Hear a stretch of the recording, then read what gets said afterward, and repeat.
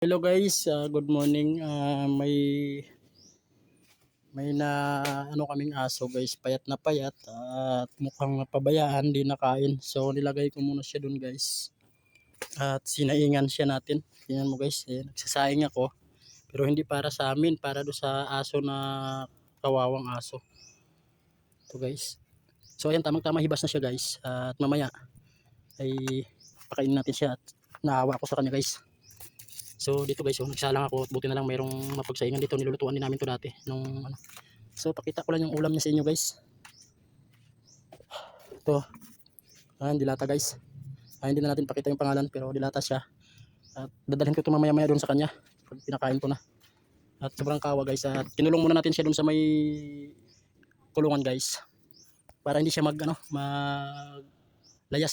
Nilagay natin siya doon at nagsaing muna ako guys. At pawis na pawis pa tayo guys.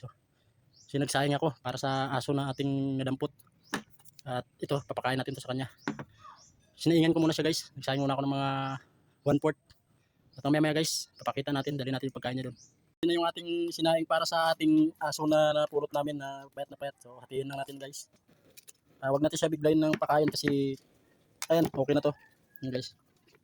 Kasi nagutuman na siya ng matagal. Kaya kung sa tao ay may ulcer na, huwag muna natin siya pakainin ng sobrang dami. Yan guys, ulamin natin siya, lagyan natin ng ulam. Pero itong ulam na to guys, paubos na natin sa kanya kasi baka mapanis pa ito bukas. Yan. So yan yung kanin guys. Yan. Lagyan natin ng kunting sabaw-sabaw para malasap na yung sarap. Saglit lang na yan. Yan, lagyan natin sabaw.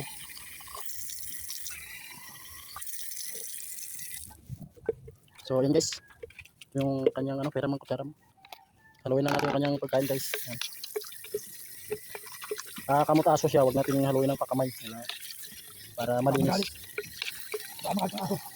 So yun na guys, ibigyan natin ng tubig kasi siguradong matagal din na hindi siya nakainom ng tubig.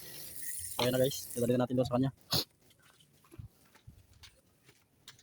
At doon namin sa inilagay muna sa may dating kulungan ng manok guys para safety siya doon. At dadalhin ko na ng pagkain. So papunta nga ako doon guys. So dadala ko yung pagkain.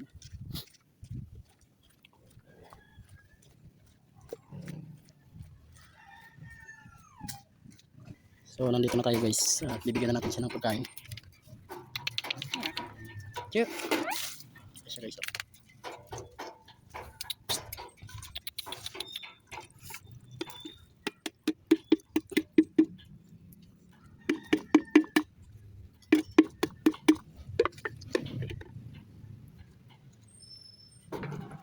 Ayan guys.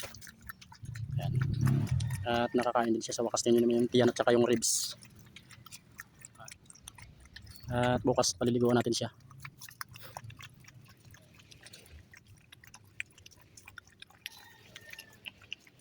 So busin mo yan ha. Busin mo yan. So awa talaga guys. So update ko kayo guys pagka gumanda na yung kanyang katawan. Ayan, tingnan mo, una yung tubig guys. So kaya tama yung desisyon natin na dagdagan ng sabaw. Ayan.